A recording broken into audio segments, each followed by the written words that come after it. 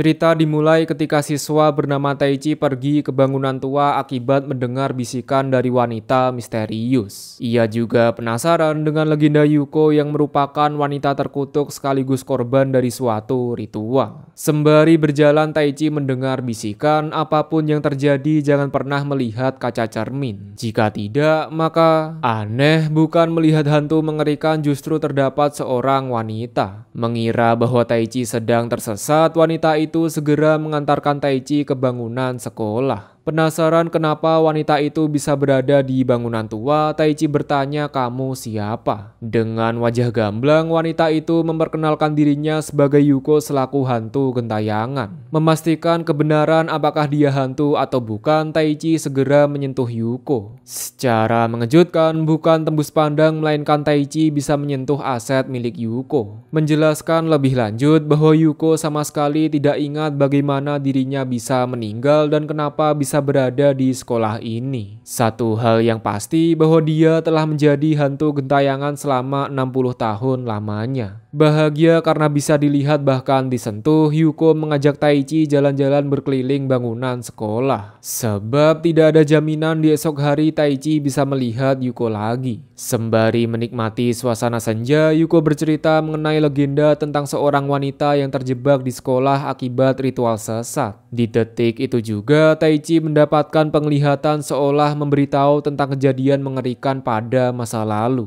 Teringat kembali dengan bisikan misterius yakni jangan pernah melihat kaca cermin, Taichi segera pergi ke bangunan tua untuk menghancurkan kaca cermin. Dan benar saja, menelusuri lebih dalam, di bawah ruang penyimpanan terdapat mayat milik Yuko. Berpikir bahwa Yuko akan marah, faktanya ia malu karena Taichi melihat tubuh aslinya. Dalam rangka mencari tahu tentang masa lalu, Yuko mendirikan klub paranormal untuk mengungkap kebenaran di balik kematiannya. Selain untuk menggali tentang masa lalu, Yuko melakukan semua ini semata-mata agar ia bisa berduaan dengan Taichi. Sial, momen romantis rusak ketika terdapat wanita bernama Okonogi yang datang untuk meminta bala bantuan. Anehnya meski mereka sedang dalam posisi buset, Okonogi sama sekali tidak merasa canggung. Menandakan bahwa Okonogi tidak bisa melihat Yuko. Menjelaskan tujuan dia datang kemari, Okonogi berkata mungkin saja Yuko akan membunuhnya. Sebab ketika bermain petak umpet iblis, boneka yang terdapat tulisan Yuko tiba-tiba menghilang. Lebih parah bahwa akhir-akhir ini terdapat hawa menakutkan seolah terdapat sesosok hantu yang ingin membunuhnya. Menenangkan Okonogi sementara waktu, Yuko membuat jimat untuk melindunginya. Yuko berkata pada dasarnya hantu tercipta dari keyakinan manusia. Jika mereka yakin hantu merupakan entitas mengerikan, maka mereka akan melihat perwujudan hantu yang sangat mengerikan. Sebaliknya, jika mereka yakin bahwa hantu biasa saja, maka hasilnya seperti Taichi yang melihat Yuko dengan perawakan cantik dan juga mempesona. Menghilangkan rasa gelisah, Yuko membuat sebuah kondisi di mana ia mengejar Okonogi. Sesuai dengan perkataan, Okonogi melihat Yuko bagaikan hantu yang sangat mengerikan. Tek tek tek tek tek secara singkat dengan mengeluarkan jimat dan juga mantra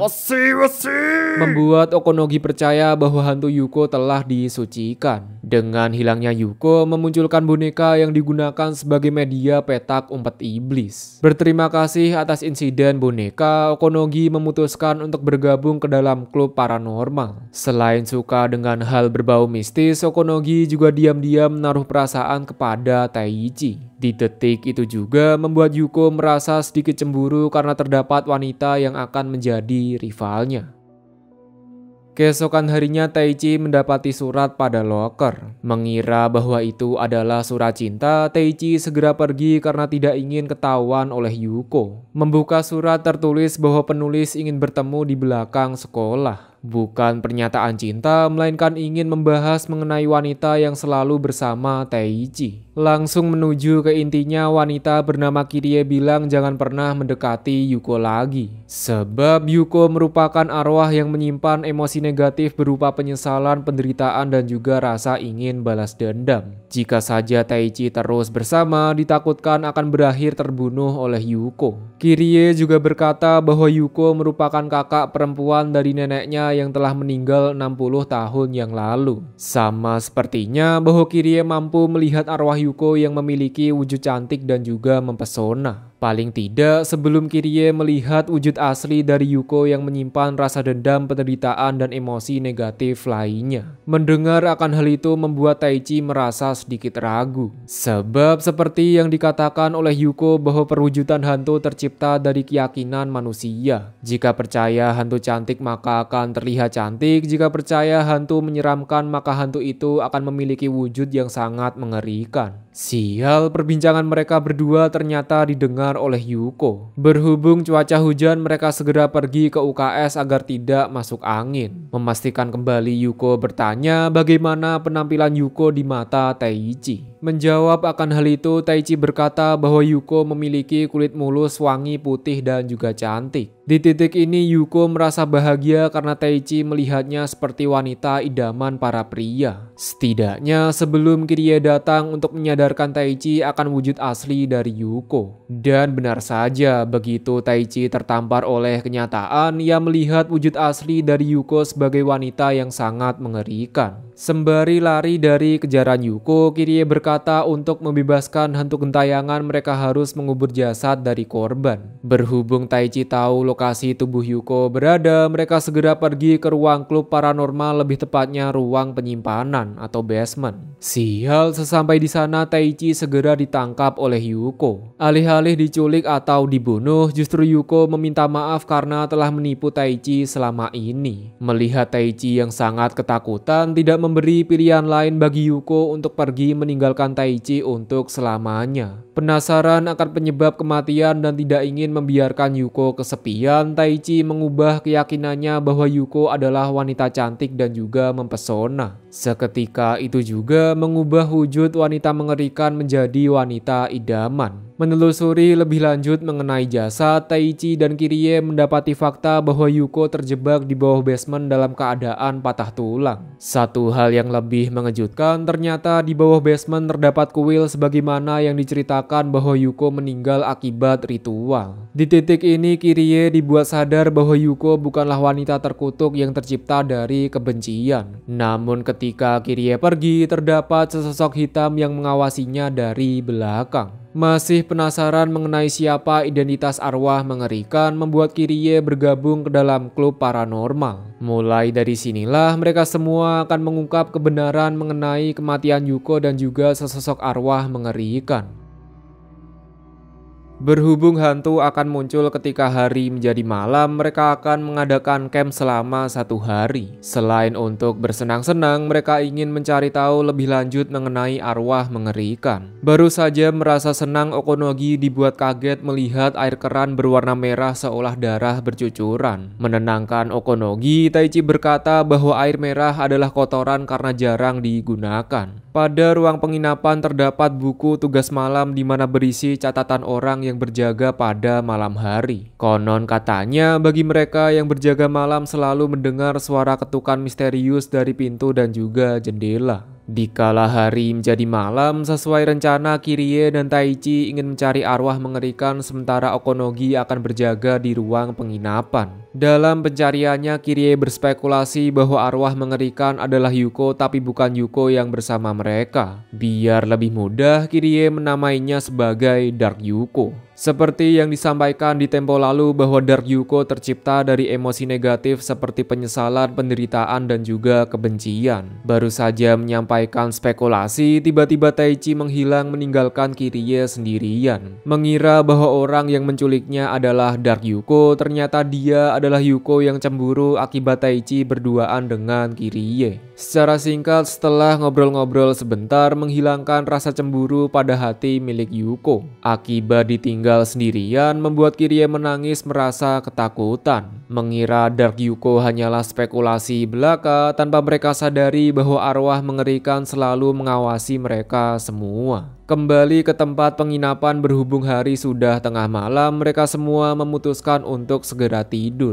Taichi dibuat heran kenapa Yuko tidak ikut tidur. Menjawab pertanyaan bahwa hantu tidak memiliki rasa mengantuk. Hal itu juga yang menimbulkan rasa kegabutan membuat Yuko selalu berkeliaran ketika malam hari. Hal ini sekaligus menjawab mengenai misteri suara ketukan pintu dan jendela ketika malam hari. Membaca lebih lanjut mengenai buku tugas malam, malam, Yuko terkejut mengenai keberadaan batu kutukan. Penasaran dan ingin berduaan, Yuko segera mengajak Taichi pergi ke lokasi batu kutukan. Sembari berjalan, Yuko menjelaskan mengenai legenda batu kutukan. Jika nama seseorang tertulis pada batu, maka orang itu akan terkena kutukan berupa kematian. Tek. Setelah berjalan ke sana kemari hingga sampailah mereka ke tempat tujuan. Secara mengejutkan, pada batu tertulis nama Taichi menandakan terdapat seseorang yang mengutuk Taichi. Tapi bohong, faktanya legenda hanyalah legenda yang tak lebih dari tahayul atau kebohongan belaka. Sementara Yuko dan Taichi asik berduaan, terdapat Dark Yuko yang selalu mengawasi Kirie. Berhubung sebentar lagi festival sekolah memaksa klub paranormal untuk membuat event atau acara. Dan event tersebut yakni rumah hantu sama seperti tema klub paranormal. Bagaimanapun juga perwujudan hantu berdasarkan keyakinan manusia. Dengan dekorasi tempat yang menakutkan membuat Yuko menjadi sesosok hantu yang sangat mengerikan. Merasa kesal melihat Taichi dan Yuko yang sedang bermesraan, Kirie segera membawa Okonogi pergi. Tanpa mereka sadari, akibat berlari sambil emosi membuat mereka tersesat pada bangunan tua. Berkeliling ke sana kemari untuk mencari jalan keluar, mereka menemukan ruang sains yang sangat terkenal. Berdasarkan legenda yang beredar bahwa terdapat hantu yang merasuki patung anatomi. Konon katanya barang siapa yang melihat patung itu akan dihantui hingga akhir hayatnya. Dan benar saja, pada ruang sains terdapat patung anatomi. Namun aneh, berbeda dengan legenda yang katanya mengerikan, nyatanya patung anatomi memiliki perawakan layaknya seperti patung anatomi pada umumnya. Nah, berhubung klub paranormal sedang mengadakan event rumah hantu, akan lebih menyeramkan jika terdapat patung anatomi. Tek menuju ke klub paranormal, mereka dihentikan oleh teman kelas Okonogi. Melihat wajah cantik dan sedang kekurangan tenaga, mereka meminta, lebih tepatnya memaksa Kirie untuk menjadi maid atau pelayan. Wow, dan benar saja, semua orang terpesona melihat kecantikan Kirie apalagi menggunakan seragam maid. Namun aneh, kebahagiaan berakhir ketika Kirie mengaca seolah kecantikannya mirip dengan seseorang. Merasa emosi, kesal dan resah, Kirie segera pergi ke tempat Taichi. Dengan nada cemburu, Kirie bertanya bagian mana yang Taichi suka kepada Yuko. Apakah kecantikan wajah, kulit mulus, rambut panjang, wangi, atau bagian mana? Apapun itu, seberapa cantik Yuko tidak mengubah fakta bahwa dia adalah hantu, ilusi, halusinasi, atau gak nyata. Menjawab pertanyaan, Taichi berkata, terkadang rasa cinta tidak memandang apakah orang itu masih hidup atau mati. Sebab banyak orang yang masih cinta kepada orang yang telah tiada. Tertampar oleh fakta membuat Kirie hanya bisa menertawakan dirinya sendiri. Melihat ekspresi malu ketika Taichi melihat asetnya membuat Kirie malu sekaligus bahagia karena Taichi memandang Kirie sebagai wanita.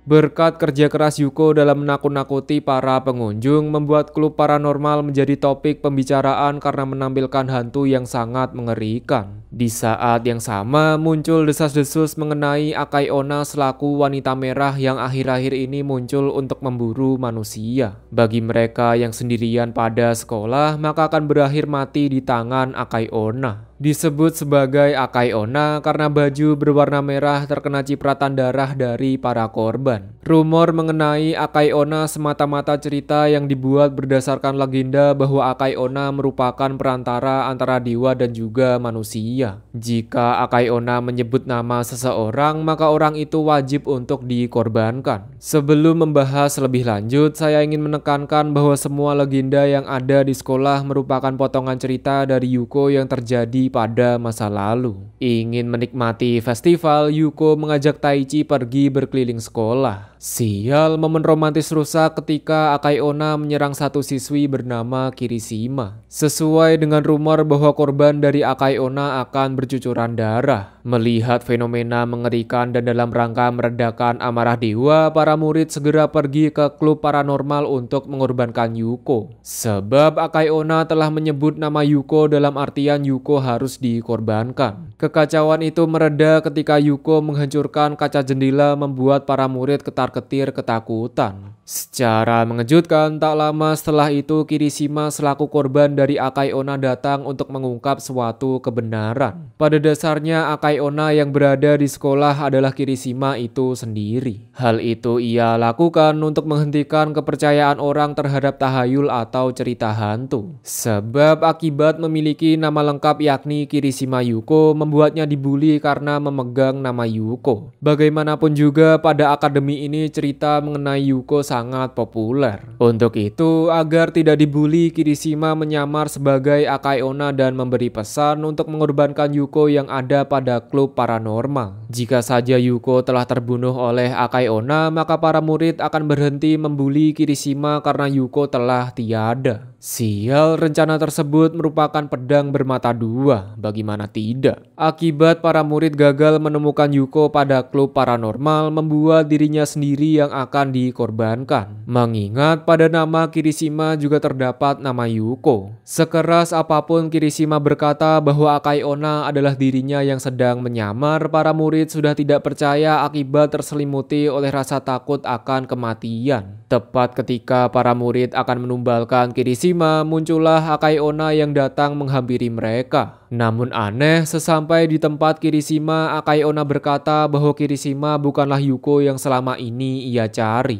Justru sebaliknya, akibat para murid salah mencari tumbal, Akai Onna segera mengejar mereka semua. Loh, katanya tadi Akai Onna adalah Kirishima. Memang benar. Karena Akai Onna kali ini tak lain dan tak bukan adalah Yuko. Hal ini Yuko lakukan sebagai bentuk permintaan maaf kepada Kirishima. Gara-gara dirinya membuat Kirishima dibully akibat terdapat nama Yuko. Setelah insiden mengerikan, Kirishima segera membakar kostum Akai Onna. Ia juga berterima kasih sekaligus meminta maaf gara-gara dirinya menyebabkan kegaduhan pada klub paranormal. Aneh, ketika berpapasan dengan Yuko, tiba-tiba Kirishima mengucapkan kata maaf.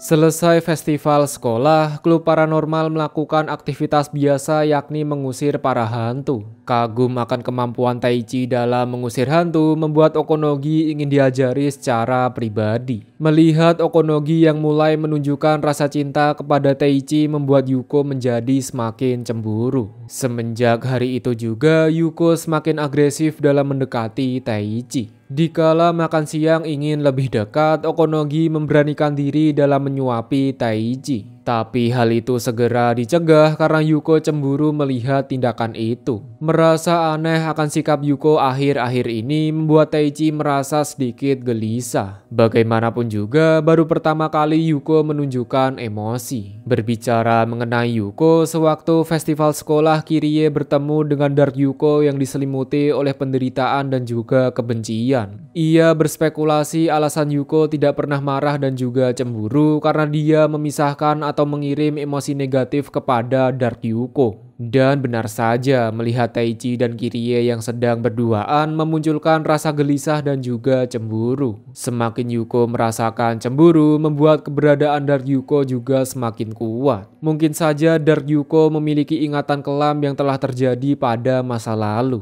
Sebuah ingatan di mana dia dijadikan korban dari suatu ritual. Dan benar saja, dikala sedang asik berspekulasi, tiba-tiba Dark Yuko datang memaksa Yuko untuk mengingat kejadian tentang masa lalu. Bagaimanapun juga, Dark Yuko dan Yuko adalah keberadaan yang sama. Belum menerima kenyataan, Yuko segera lari dan berakhir di tempat batu kutukan berada. Secara mengejutkan, setelah mencari tahu lebih dalam, pada batu tertulis daftar korban wabah penyakit pada tahun 1953. Salah satu korban dari wabah yakni Kanoe Yuko selaku arwah gentayangan. Dari sini terjawab dengan jelas alasan nama orang yang ditulis pada batu akan mati dikarenakan daftar itu adalah korban wabah yang terjadi 60 tahun yang lalu. Hal ini sekaligus menjawab mengenai legenda batu kutukan Akai Onna dan juga kuil tercipta dari kisah Yuko pada masa lalu. Meski begitu, Yuko bilang bahwa ia tidak tahu sama sekali akan hal itu. Berpikir masa lalu biarlah berlalu, namun Dark Yuko tidak bisa menerima akan hal itu. Bagaimanapun juga sangat tidak adil karena Dark Yuko yang harus merasakan penderitaan rasa sakit dan juga kebencian, sementara Yuko menjalani hidup bahagia seolah tidak pernah terjadi apa-apa. Semenjak hari itu membuat sifat Yuko yang tadinya agak aneh menjadi semakin aneh. Hingga pada puncaknya Yuko yang kita ketahui sangat cinta kepada Taichi secara tiba-tiba mendorongnya dari atas tangga. Hoyolah. Pergi ke klub paranormal, Taichi menggunakan tongkat akibat cedera. Secara mengejutkan ketika bertemu Taichi, Yuko bertanya, "Kamu siapa?" Menandakan bahwa Yuko telah hilang ingatan. Di titik ini terjawab dengan jelas alasan hilang ingatan, yakni Yuko memutus atau mengirim semua ingatan buruk kepada Dark Yuko. Akibat Yuko melukai Taichi, ia memutus ingatan tersebut seolah Yuko tidak pernah mendorong Taichi. Namun dampak dari hal itu, memori atau ingatan sebelumnya akan dihapus, lebih tepatnya dikirim kepada Dark Yuko. Kirie berkata bahwa Yuko yang sekarang bukanlah Yuko yang dulu Taichi kenal. Untuk itu, daripada jatuh cinta dengan hantu, alangkah baiknya jatuh cinta kepada orang yang masih hidup, tapi langsung kena tolak. Menuju ke ruang kelas, Taichi masih berpikir tentang alasan kenapa Yuko melupakannya. Belum bisa menerima kenyataan membuat Taichi lemas, merasa tidak berdaya. Beruntung tak lama setelah itu Okonogi datang untuk membantu Taichi. Akibat rasa syok berkelanjutan, perlahan-lahan membuat Taichi lupa bahkan tidak bisa melihat Yuko lagi. Namun aneh, ketika Okonogi menyuapi Taichi, tiba-tiba terdengar suara lonceng bertanda Yuko berada di sana, lebih tepatnya Dark Yuko. Muak melihat Taichi dekat dengan Okonogi bukan dengan dirinya, membuat Kirie langsung mengungkapkan kekesalannya. Aneh, lagi-lagi terdengar suara lonceng yang mendorong Kirie akibat dia memeluk Taichi. Keesokan harinya seperti biasa Taichi mabar bersama Okonogi, makan bersama. Melihat nama Yuko pada buku jurnal mengingatkan Taichi dengan Yuko selaku hantu wanita. Dirasa hubungan sudah cukup dekat, Okonogi memberanikan diri untuk menyatakan perasaan kepada Taichi. Sayang pernyataan cinta ditolak karena Taichi sudah memiliki seseorang yang ia cintai. Tanpa membuang lebih banyak waktu lagi, Taichi segera pergi ke klub paranormal walau Yuko sudah tidak lagi mengingatnya. Dalam upaya memulihkan ingatan, Taichi membawa Yuko ke atap sekolah dan memperkenalkan dirinya untuk yang kedua kalinya. Secara singkat dengan berkata bahwa Taichi telah jatuh cinta kepada Yuko, memulihkan ingatan semasa Yuko bersama Taichi. Begitu juga sebaliknya, karena ingatan sudah kembali, Yuko juga berkata bahwa ia juga cinta dengan Taichi. Sial, momen romantis rusak karena Okonogi datang akibat merasa bahagia karena orang yang Taichi cintai adalah Yuko selaku hantu legendaris. Masih ada kesempatan lah. Sementara itu pada ruang klub paranormal terdengar suara lonceng bertanda bahwa terdapat Yuko, lebih tepatnya adalah Dark Yuko. Hal ini semakin mempertegas ketika terdengar suara lonceng bertanda bahwa itu adalah Dark Yuko, bukanlah Yuko. Dapat ditarik kesimpulan bahwa orang yang melempar makanan dan orang yang mendorong Kirie adalah Dark Yuko karena ia telah memperoleh emosi negatif dari Yuko. Namun aneh, ketika bertemu dengan Kirie, Dark Yuko bertanya, "Kamu siapa?" Menandakan sebagian ingatan Dark Yuko telah kembali kepada Yuko. Dan benar saja, keesokan harinya Yuko yang selalu bahagia tiba-tiba memiliki emosi negatif berupa rasa cemburu. Tidak berhenti sampai di situ saja, Yuko yang selalu bersikap biasa saja ketika Taichi melihat asetnya tiba-tiba berteriak akibat merasa malu. Puncak dari keanehan itu ketika Yuko berkata bahwa ia tidak tahu apa itu Dark Yuko, legenda batu kutukan, dan alasan kenapa kaki Taichi mengalami cedera. Bertanda bahwa sebagian ingatan Yuko telah diputus atau berada pada Dark Yuko. Dikarenakan hari telah menjadi sore, mereka semua memutuskan untuk pulang ke rumah. Berhubung Yuko telah mendapatkan sebagian emosi, membuatnya kesepian dan ingin pulang bersama Taichi. Sial, secepat apapun seberapa kencang Yuko berlari, tetap saja tidak bisa menggapai Taichi. Bagaimanapun juga, Yuko adalah hantu gentayangan yang terikat dengan bangunan sekolah. Lebih parah, di tengah keputusasaan muncullah Dark Yuko yang lagi-lagi memaksa Yuko untuk mengingat semuanya. Beruntung sebelum semua itu terjadi, Taichi datang untuk menyelamatkan Yuko. Tek tek tek tek tek berlari ke sana kemari tidak mengubah fakta bahwa mereka tidak bisa terlepas dari kejaran Yuko. Tidak memiliki pilihan lain selain mengeluarkan ceramah no jutsu dengan Dark Yuko. Komunikasi adalah kunci. Dark Yuko berkata bahwa ia dan Yuko adalah keberadaan yang sama. Dark Yuko adalah Yuko dan Yuko adalah fragmen dari Dark Yuko, atau kebalik ya. Hal yang membedakan yakni Dark Yuko tercipta dari semua emosi negatif dan segala keburukan. Jika Yuko berwajah cantik, baik hati dan lemah lembut, maka Dark Yuko berwajah buruk dan penuh dengan kebencian. Berhubung komunikasi gagal tidak memberi opsi lain selain membawa Yuko pergi dari sekolah. Namun hasilnya tetap sama saja. Arwah yang terikat tidak bisa pergi meninggalkan bangunan sekolah. Tepat ketika Dark Yuko ingin merasuki Yuko, dengan cepat Taichi segera mencegahnya. Akibat mereka saling bersentuhan memperlihatkan memori tentang kebenaran dan apa yang terjadi pada masa lalu.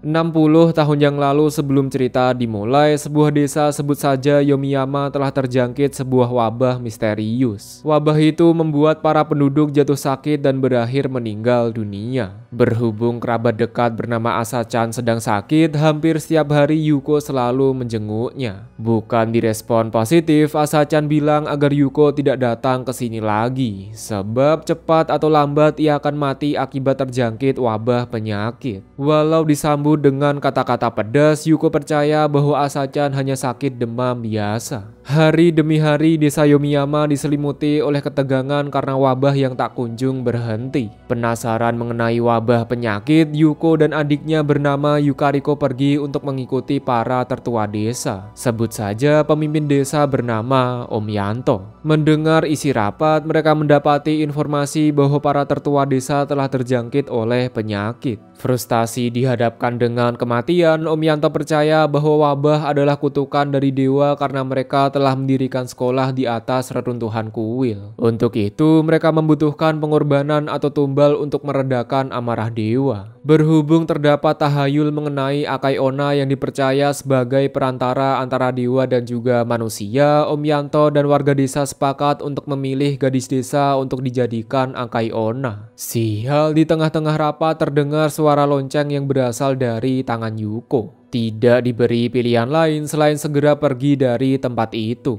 Beruntungnya pada sekolah terdapat ruang basement yang dapat dijadikan sebagai tempat bersembunyi. Keesokan harinya seperti biasa Yuko selalu datang ke tempat Asa-chan. Namun aneh, Asa-chan yang selalu berada di rumah mendadak tidak dapat ditemukan. Di titik ini Yuko sadar bahwa Asa-chan telah dijadikan Akai Onna. Tanpa membuang lebih banyak waktu lagi, Yuko segera pergi ke sekolah untuk menyelamatkan Asa-chan. Dan benar saja, sesampai di sana, Yuko mendapati Asa-chan yang telah dijadikan Akai Onna. Berhubung Asa-chan meminta pertolongan Yuko dengan memanggil namanya, mengartikan bahwa Akai Onna telah memilih Yuko sebagai tumbal. Om Yanto dan tertua desa yang telah dibutakan oleh rasa takut segera memilih Yuko untuk dikorbankan. Akibat jatuh dari ketinggian membuat kaki patah sehingga Yuko tidak bisa berjalan lagi. Aneh, bukan marah, sedih atau ketakutan, Yuko sangat bahagia karena Asa-chan tidak dijadikan korban. Setidaknya sebelum Yuko melihat wajah babak belur melalui cermin yang berasal dari reruntuhan kuil. Sadar bahwa dirinya akan dihadapkan dengan kematian membuat Yuko merasa takut dan frustasi di saat bersamaan. Ditambah kondisinya yang sedang patah tulang membuat Yuko berpikir kenapa hal ini terjadi kepada dirinya. Jika saja Asa-chan tidak memanggil namanya, maka Yuko tidak harus menjadi korban. Di titik ini, kebencian Yuko terhadap Om Yanto penduduk desa terutama kepada Asa-chan semakin meluap-luap. Tidak ingin diselimuti oleh kebencian, Yuko memisahkan segala emosi negatif melahirkan Dark Yuko yang berisi penderitaan, balas dendam dan juga kebencian.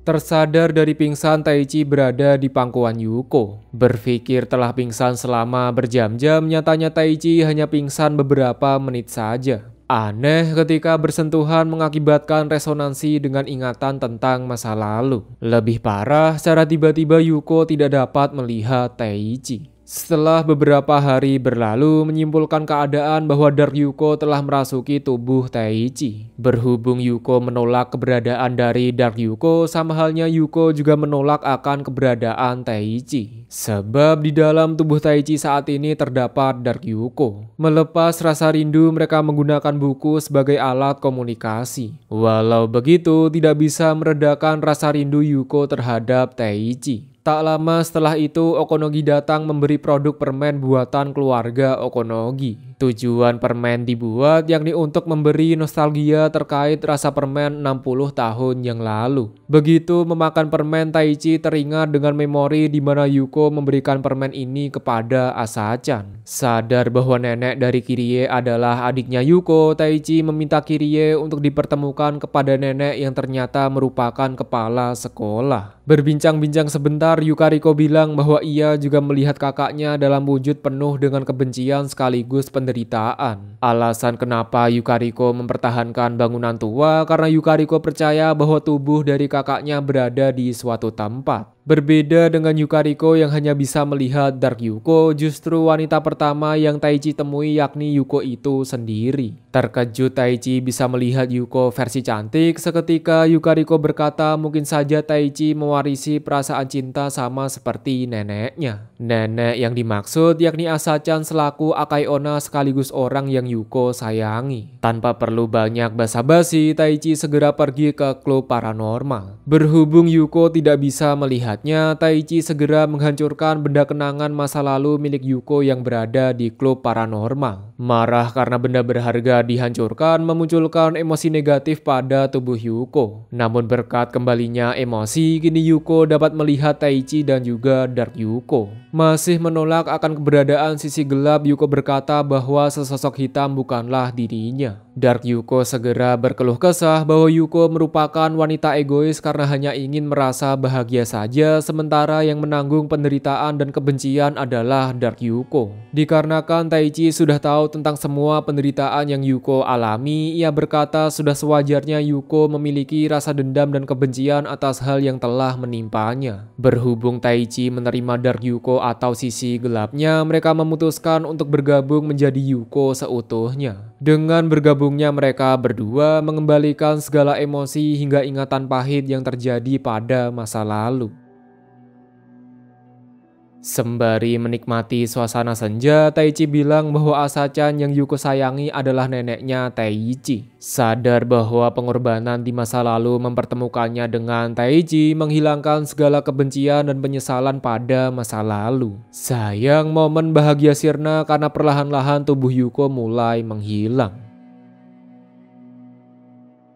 Berhubung jasad Yuko telah ditemukan, Yukariko memutuskan untuk mengubur jasad kakaknya secara layak. Dikarenakan semua emosi telah kembali, Yuko ingin memanfaatkan momen ini untuk berduaan dengan Taichi. Tek berkencan ke sana kemari. Kali ini Yuko menunjukkan berbagai emosi, entah itu marah, malu, dan juga cemburu. Berpikir kebahagiaan akan bertahan selamanya, tanpa Taichi sadari perlahan-lahan tubuh Yuko mulai menghilang. Dirasa sudah cukup merasa bahagia, Yuko segera mengucapkan selamat tinggal kepada Taichi. Pada dasarnya Yuko bisa mempertahankan eksistensinya dikarenakan memiliki penyesalan yang masih tertinggal. Berhubung semua penyesalan sudah hilang ditambah menerima Dark Yuko, tidak ada alasan bagi Yuko untuk berada di dunia ini. Bagaimanapun juga hantu merupakan entitas atau keberadaan yang tidak boleh berada di dunia. Meski terjadi sedikit perdebatan, paling tidak sebelum Yuko benar-benar menghilang, Taichi ingin menemani Yuko hingga saat-saat terakhirnya. Berjalan menuju ke ruang klub paranormal, Taichi berkata alasan ia datang ke bangunan tua dikarenakan mendengar bisikan suara misterius. Menjawab akan hal itu bahwa bisikan suara misterius berasal dari Dark Yuko. Sial, semakin waktu berlalu membuat Yuko menjadi transparan, bahkan Taichi sudah tidak bisa lagi mendengar suara Yuko. Tidak diberi pilihan lain selain menggunakan buku sebagai alat komunikasi. Permintaan terakhir dari Yuko kepada Taichi yakni untuk melupakan semua tentang dirinya. Memberikan salam perpisahan, Yuko mencium Taichi untuk yang terakhir kalinya. Semua berawal dari insiden kecelakaan yang menyebabkan kuil Yomiyama hancur rata dengan tanah. Memanfaatkan lahan kosong, penduduk setempat sepakat untuk mendirikan sekolah pada tanah bekas kuil. Beberapa bulan setelah sekolah dibangun, muncul wabah misterius yang menjangkit penduduk desa Yomiyama. Percaya bahwa wabah merupakan kutukan dari dewa akibat membangun sekolah di atas kuil, Om Yanto dan tertua desa sepakat untuk mencari Akai Onna yang secara kebetulan adalah Asachan, neneknya Taichi. Akibat mendengar suara Yuko, tidak sengaja Asachan selaku Akai Onna memanggil Yuko mengakibatkan Yuko berakhir dikorbankan atau ditumbalkan. Alasan kenapa arwah Yuko bergentayangan akibat memisahkan emosi negatif kepada Dark Yuko. Secara singkat, berkat bantuan dari Taichi menyatukan kembali Dark Yuko menjadikan Yuko sebagai kesatuan yang utuh. Namun dikarenakan hantu tidak seharusnya berada di dunia manusia, memaksa Yuko untuk menuju ke alam selanjutnya, alam akhirat. Sebagai catatan untuk memperjelas, Yukariko adalah adik dari Yuko yang merupakan kepala sekolah sekaligus nenek dari Kirie. Jadi tidak heran kenapa Kirie versi rambut panjang sangat mirip dengan Yuko. Asachan atau Akai Onna selaku orang yang Yuko sayangi adalah nenek dari Taichi. Alasan Kirie dan Taichi bisa melihat Yuko karena mereka memiliki ikatan keluarga dengan Yuko. Kirie bisa melihat karena dia adalah cucu dari Yukariko, sedangkan Taichi bisa melihat Yuko karena dia adalah cucu dari Asachan selaku Akai Onna. Berhubung Yuko telah tiada, menjadikan Taichi sebagai ketua klub paranormal. Aneh, pada meja terdapat kotak yang bertuliskan jika dibuka maka aku akan mengutukmu. Tepat ketika Taichi membuka kotak, terdengar suara Yuko yang datang untuk mengutuk Taichi. Alasan kenapa Yuko bisa kembali karena ia masih memiliki penyesalan yang tertinggal pada dunia. Sebuah penyesalan karena ia pergi meninggalkan Taichi.